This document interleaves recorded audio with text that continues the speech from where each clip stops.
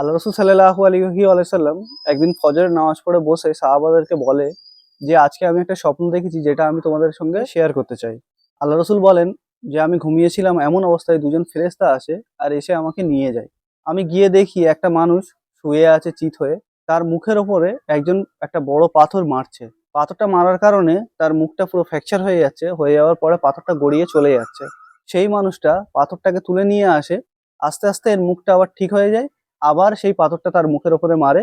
এইভাবে কন্টিনিউ তাকে শাস্তি দিতেই থাকে। ফেরেশতাদের জিজ্ঞেস করে যে এর সঙ্গে এইভাবে ব্যবহার করা হচ্ছে কেন? তখন ফেরেশতারা বলে যে এই মানুষ হচ্ছে সেই মানুষ যে কোরআন মুখস্থ করে ভুলে গিয়েছিল, আর যখন নামাজে রক্ত হতো তখন এই ঘুমিয়ে থাকতো। তারপরে যখন আগে যায়, গিয়ে দেখে যে আর একটা মানুষ আছে, তার মুখেতে দুটো কাঁটার আংটা দেওয়া হচ্ছে এইভাবে দিয়ে, পিছন থেকে একটা মানুষ এইভাবে টানছে, পুরো ফেড়ে যাচ্ছে। ফেড়ে যাওয়ার পরে সে আংটাটাকে নিয়ে এসে আবার এইভাবে লাগাচ্ছে, লাগিয়ে আবার এইভাবে ফাড়ছে। যখন একদিকে ফাড়া হয়ে যাচ্ছে, নিয়ে গিয়ে আরেক দিকে লাগাচ্ছে, তখন ও আগেরটা ঠিক হয়ে যাচ্ছে।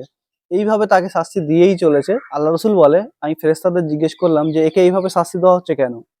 তখন ফেরেশতারা বলে যে প্রত্যেকদিন সকালে বাইরে বার হতো, বাইরে বার হয়ে কোনো একটা মিথ্যা কথা রটিয়ে দিয়ে চলে আসতো, যেটা পুরো গ্রামের মানুষ জেনে যেত, অথচ সেটা একটা মিথ্যা কথা। মানে বেসিক্যালি কারোর নামে গীবত করে আসতো, যেটা সে করেনি, অথচ সবাইকে সে জানিয়ে আসতো যে সে সেটা করেছে। তারপরে আল্লাহ রসুল বলে যে আমাকে আগে নিয়ে যাওয়া হয়, আমি কিছু শোরগোল শুনতে পাই। গিয়ে দেখা যায় যে একটা গর্ত আছে, তার মধ্যে উলঙ্গ ছেলে আর মেয়েরা ভর্তি। নিচের দিক থেকে একটা আগুনের ঝলক আসছে আর পুরো জ্বলিয়ে দিয়ে চলে যাচ্ছে।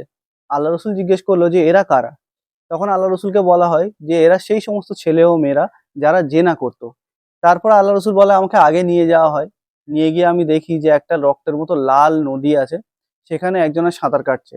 সাঁতার কেটে কেটে যখন সে আগে আসে, তখন একটা মানুষ দাঁড়িয়ে আছে, সে তার গালের মধ্যে একটা পাথর ঢুকিয়ে দেয়।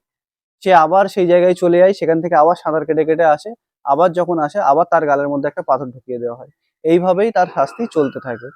আল্লাহ রসুল যখন জিজ্ঞেস করে, তখন আল্লাহ রসুলকে বলা হয় যে এ দুনিয়াতে সুদ খেত, সুদ করছিল, সেই কারণে তাকে এই শাস্তিটা দেওয়া হয়।